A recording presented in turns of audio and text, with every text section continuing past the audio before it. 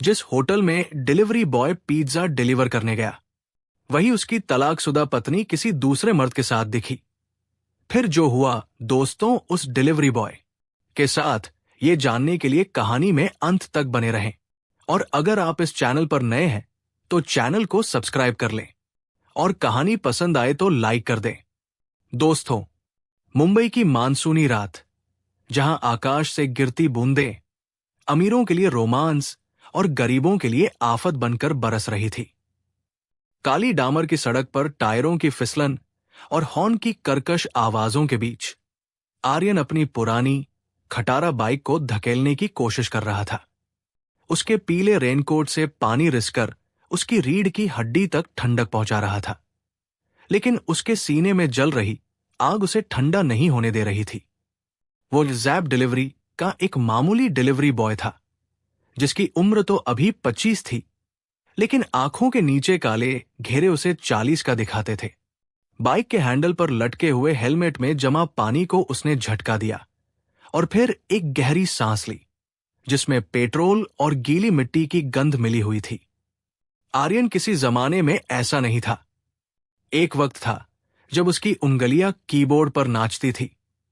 Coding की दुनिया का वो जादूगर था। लेकिन आज उन्हीं उंगलियों में ठंड से अकड़न थी और हथेलियों पर बाइक के क्लच के निशान। वो एक नुक्कड़ पर रुका, जेब से 10 रुपए का सिक्का निकाला और एक टपरी से कटिंग चाय मांगी। चाय का गिलास उसके कांपते हाथों में थोड़ी गर्मी लाया। उसने अपनी परछाई को एक दुकान के शीशे में देखा। भीगे हुए बाल, चिपका हुआ रेनकोट और चेहरे पर हारने का भाव। ये वो आर्यन नहीं था जिसे दुनिया जीतने का शौक था। ये वो आर्यन था जिसे बस आज की रात के खाने का इंतजाम करना था। क्या सफलता और पैसा ही प्यार का पैमाना है? क्या इंसान की कीमत उसके बैंक बैलेंस से तय होती है या उसके संघर्ष से? आर्यन के मन में यह सवाल हर रोज उठता था, लेकिन जवाब उसे कभी नहीं मिला। उसका फोन बजा। एक कर्कश बीप के साथ स्क्रीन जली। Order number 405, Grand Hyatt hotel, room 302, prepared. Grand Hyatt, शहर का सबसे महंगा होटल। आर्यन के दिल की धड़कन बढ़ गई, डर से नहीं बल्कि उस जगह के नाम से। यह वही होटल था जहां उसने अपनी शादी की पहली सालगिरह मनाने का सपना देखा था, लेकिन कभी पूरा नहीं कर पाया। मैनेजर का मैसेज भी फ्लैश हुआ, जल्दी करो आर्यन, बारिश का बहाना मत बनाना, कस्टमर प्रीमियम है। उसने चाय का आधा गिलास वही नाली में उड़ेला, बैग को कसकर पीठ पर लादा और बाइक को किक मारी। इंजन खांसा, फिर गरजा, जैसे वो भी आर्यन के दर्द में चिल्ला रहा हो। रास्ते में बारिश और तेज हो गई। हवा के थपेड़े उसे पीछे धकेल रहे थे, जैसे कुदरत कह रही हो, मत जा, वहां तेरे लिए दर्द के सिवा कुछ नहीं है। लेकिन आर्यन को वो टिप चाहिए थी। उसे मकान मालिक का किराया देना था। एक ट्रैफिक सिग्नल पर लाल बत्ती की चमक में उसकी नजर अपनी कलाई घड़ी पर पड़ी। ये घड़ी सुमन ने दी थी। सस्ती थी, लेकिन उसके लिए अनमोल थी। अब उसका पट्टा घिस चुका था, ठीक वैसे ही जैसे उनके रिश्ते की डोर घिसकर टूट चुकी थी। उसने एक्सीलरेटर घुमाया और सिग्नल हरा होते ही आगे बढ़ गया। जैसे ही बाइक ग्रैंड हयात के पोर्च में रुकी, वहां खड़ी चमचमाती मर्सिडीज और बीएमडब्ल्यू के बीच उसकी टूटी हुई बाइक किसी भद्दे मजाक जैसी लग रही थी। दरबान ने उसे घृणा से देखा और सर्विस लिफ्ट की तरफ इशारा किया। आर्यन अपने भीगे हुए जूतों की चपचप आवाज के साथ संगमरमर के फर्श पर चलने लगा। उसे लगा जैसे वो किसी दूसरी दुनिया में आ गया हो, जहां हवा में लैवेंडर की खुशबू थी, गीली मिट्टी की नहीं। सर्विस लिफ्ट लोहे की थी, बदबूदार और तंग। वो तीसरी मंजिल पर पहुंचा। गलियारे में मोटे कालीन बिछे थे जो उसके कदमों की आवाज सोख रहे थे। रूम 302। उसने हाथ उठाया, उंगलियां कांपी और उसने घंटी बजाई। दरवाजा खुला। अंदर से सुनहरी रोशनी बाहर आई और साथ में आई एक हंसी की आवाज। वो हंसी, वो आर्यन के कानों में पिघले हुए शीशे की तरह उतरी। सामने एक आदमी खड़ा था, विक्रम। शहर का मशहूर बिजनेसमैन। उसने सिल्क का बाथरोब पहना हुआ था। पिज्जा? फाइनली, विक्रम ने लापरवाही से कहा, लेकिन आर्यन की नजरें विक्रम के कंधे के ऊपर से पीछे गई। वहां सोफे पर बैठकर वाइन का गिलास हाथ में लिए वो लड़की बैठी थी। सुमन, वही सुमन जिसके लिए आर्यन ने अपनी दुनिया जला दी थी। आर्यन जम गया। समय जैसे रुक गया। पिज्जा का डिब्बा उसके हाथ से फिसलने ही वाला था कि उसने उसे कसकर पकड़ लिया। सुमन की नजर आर्यन पर पड़ी। उसकी हंसी अचानक गले में अटक गई। उसके चेहरे का रंग उड़ गया। वो उठ खड़ी हुई। वाइन का गिलास टेबल पर रखते हुए उसका हाथ कांपा और थोड़ी सी वाइन सफेद टेबल क्लॉथ पर गिर गई, लाल, खून जैसी। आर्यन? उसके होंठ हिले, लेकिन आवाज नहीं निकली। विक्रम ने पीछे मुड़कर देखा। तुम इसे जानती हो, डार्लिंग? आर्यन को लगा जैसे किसी ने उसके पेट में घूंसा मारा हो। डार्लिंग, ये शब्द कभी उसका था। ये वो क्षण था जहां अतीत और वर्तमान टकराए। फ्लैशबैक आर्यन की आंखों के सामने चलने लगा। 3 साल पहले आर्यन और सुमन का प्यार एक कॉलेज रोमांस था। आर्यन एक होनहार सॉफ्टवेयर इंजीनियर था और सुमन एक एस्पायरिंग मॉडल। सुमन के सपने बड़े थे, पेरिस, मिलान, वोग मैगजीन। आर्यन ने उसे सपोर्ट करने के लिए अपनी जॉब छोड़ी और फ्रीलांसिंग शुरू की ताकि सुमन के पोर्टफोलियो और ग्रूमिंग का खर्चा उठा सके। उसने लोन लिए, एक के बाद एक। सुमन का करियर उड़ान भरने लगा, लेकिन आर्यन कर्ज के दलदल में धंसता गया। तनाव बढ़ा, झगड़े शुरू हुए। सुमन को आर्यन का छोटापन और गरीबी चुभने लगी। और फिर वो काली रात आई जब सुमन ने तलाक के कागज उसके मुंह पर फेंके थे। तुम्हारे साथ रहकर मैं कभी स्टार नहीं बन पाऊंगी, आर्यन। तुम एक लंगर हो जो मुझे डुबो रहा है, उसने कहा था। और आज वो उस आदमी के साथ थी जिसने आर्यन की कंपनी को कौड़ियों के भाव खरीदा था जब आर्यन दिवालिया हुआ था। आर्यन, तुम यहां क्या कर रहे हो? सुमन ने लड़खड़ाते हुए पूछा।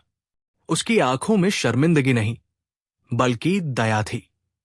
और आर्यन के लिए वो दया नफरत से भी बदतर थी। विक्रम समझ गया। एक क्रूर मुस्कान उसके चेहरे पर तैर गई। उसने बटुए से 500 का नोट निकाला और आर्यन की छाती पर लगी पॉकेट में ठूंस दिया। Keep the change, excise band, Vikram ने कहा। आर्यन का स्वाभिमान चीख उठा। वो उस नोट को फाड़ सकता था। वो विक्रम के मुंह पर पिज्जा मार सकता था, लेकिन उसने ऐसा कुछ नहीं किया। उसने चुपचाप पिज्जा टेबल पर रखा। उसकी नजर एक पल के लिए सुमन से मिली। उस एक पल में उसने सुमन को नहीं, बल्कि अपने मरे हुए प्यार की लाश को देखा। उसने मुड़कर बिना एक शब्द कहे दरवाजा बंद कर दिया। लिफ्ट में वापस आते ही आर्यन का दम घुटने लगा। वो घुटनों के बल बैठ गया। उसका सीना फटने को था। वो रोना चाहता था, लेकिन आंसू नहीं आए। लिफ्ट खुली, वो बाहर भागा। अपनी बाइक के पास पहुंचकर उसने हेलमेट जमीन पर दे मारा। बारिश अब तूफान बन चुकी थी। वो चिल्लाया, एक जानवर की तरह, अपनी पूरी ताकत से। उसका दर्द उस बारिश के शोर में दब गया। उसे वो 500 का नोट अपनी जेब में जलते हुए अंगारे जैसा लग रहा था। उसने उसे निकाला और तभी कीचड़ में फेंक दिया। उसका फोन फिर बजा। बॉस का कॉल था। तूने अभी तक डिलीवरी मार्क नहीं की। कस्टमर कंप्लेन कर रहा है कि पिज्जा ठंडा था। तू नौकरी से निकाला जाता है। कल शक्ल मत दिखाना। लाइन कट गई। सब कुछ खत्म। नौकरी गई, इज्जत गई, प्यार तो पहले ही जा चुका था। आर्यन बारिश में सड़क के किनारे बैठ गया। उसके पास अब कुछ नहीं बचा था। All is lost. वो वही लेट जाना चाहता था और बारिश को खुद को बाहर ले जाने देना चाहता था। ये उसकी आत्मा की सबसे काली रात थी। Dark night of the soul. वो सड़क किनारे बने एक बस स्टॉप के शेड के नीचे बैठा, कांप रहा था। तभी उसकी नजर एक कुत्ते के पिल्ले पर पड़ी जो ठंड से ठिठुर रहा था। एक बड़ा कुत्ता, शायद उसकी मां, कहीं से एक सूखा कपड़ा खींच कर लाई और उस पिल्ले के ऊपर डाल दिया। उस जानवर के पास कुछ नहीं था, लेकिन उसने हार नहीं मानी थी। आर्यन के दिमाग में एक बिजली सी कौंधी। उसने सोचा, मैं क्यों रो रहा हूं? उस औरत के लिए जिसने मुझे मेरे बुरे वक्त में छोड़ दिया, या उस नौकरी के लिए जो मुझे गुलाम समझती थी? अचानक उसे अपनी पुरानी कोडिंग डायरी की याद आई, जो घर पर धूल खा रही थी। उसने एक एल्गोरिदम बनाया था, लॉजिस्टिक्स को ऑप्टिमाइज करने का। उसने उसे कभी पूरा नहीं किया, क्योंकि वो सुमन के सपनों को पूरा करने में व्यस्त था। आज, जब उसके पास खोने के लिए कुछ नहीं था, उसे एहसास हुआ कि वो आजाद है।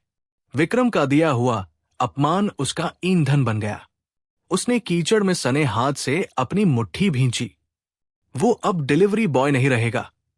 वो बनेगा जो उसे हमेशा बनना चाहिए था। उसने कीचड़ से अपनी बाइक उठाई। ये आसान नहीं था, लेकिन उसने किया। वो घर गया, गीले कपड़े उतारे और सीधा अपने पुराने लैपटॉप के सामने बैठ गया। उसने पूरी रात कोड किया। वो सोया नहीं, अगले दिन भी नहीं। भूख, प्यास, नींद सब गायब हो गए। उसका दर्द अब कोड की लाइनों में बदल रहा था।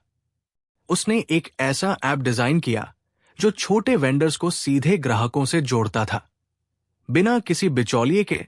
कनेक्ट। 5 साल बाद दृश्य बदलता है। वही ग्रैंड हयात होटल, लेकिन इस बार बारिश नहीं हो रही थी। मौसम सुहाना था। एक बड़ी बिजनेस कॉन्फ्रेंस चल रही थी, tech tycoons of the year. Hall खचाखच भरा था। स्टेज पर एंकर ने नाम पुकारा, और अब साल के सबसे सफल स्टार्टअप यूनिकॉर्न कनेक्ट के सीईओ मिस्टर आर्यन मल्होत्रा। तालियों की गड़गड़ाहट से हॉल गूंज उठा। आर्यन स्टेज पर आया। उसने 3 पीस सूट पहना था। चेहरे पर अब थकान नहीं, बल्कि एक शांत आत्मविश्वास था। उसने अपना भाषण दिया, अपनी कहानी बताई, कैसे एक पिज्जा डिलीवरी ने उसकी जिंदगी बदल दी।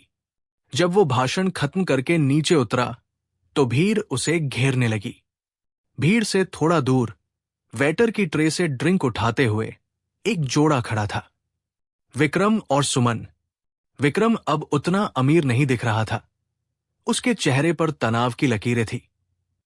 उसकी कंपनी डूब चुकी थी। सुमन की आंखों में वो चमक नहीं थी। वो थकी हुई लग रही थी। उन्होंने आर्यन को देखा। आर्यन की नजर उनसे मिली। विक्रम नजरें चुरा गया। सुमन आगे बढ़ी, शायद हेलो कहने के लिए, शायद माफी मांगने के लिए, या शायद फिर से जुड़ने की उम्मीद में। लेकिन आर्यन रुका नहीं। उसने सुमन को देखा, एक हल्की सी मुस्कान दी, नफरत वाली नहीं, बल्कि एक अजनबी वाली मुस्कान, जैसे हम किसी पुराने परिचित को देखकर मुस्कुराते हैं और आगे बढ़ जाते हैं।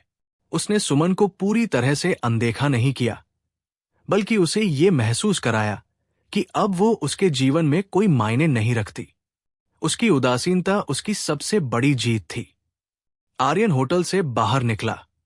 उसकी अपनी कार, एक स्लीक ब्लैक सेडान, उसका इंतजार कर रही थी। ड्राइवर ने दरवाजा खोला।